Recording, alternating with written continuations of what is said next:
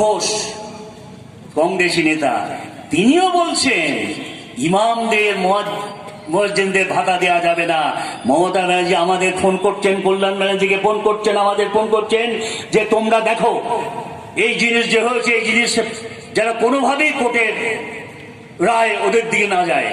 আমরা চেষ্টা করেছি, তা জেনে রাখুন যতদিন মমতা ব্যানার্জি থাকবেন, যতদিন আমাদের এই সরকার থাকবে, আজকে কংগ্রেস, সিপিএম, বিজেপির বাবার ক্ষমতা নেই ইমাম মুয়াজ্জিনদের ভাতা আটকে দেবে। হিন্দু ভাইদের একটা কথা বলে শেষ করব, অনেক কিছু বলার ইচ্ছা কিন্তু এত অল্প সময় হয় না। আজকে হিন্দু সম্প্রদায়ের যে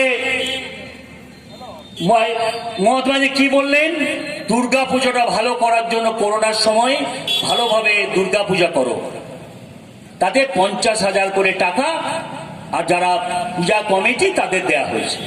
আমার চেয়ে আমার বোন শিউলি সাহা খুব ভালো জানেন। আজকে এই যে এরা বলে হিন্দু হিন্দু হিন্দু হিন্দুত্ব, কোথায় গেল দিলীপ বাবু? আপনাদের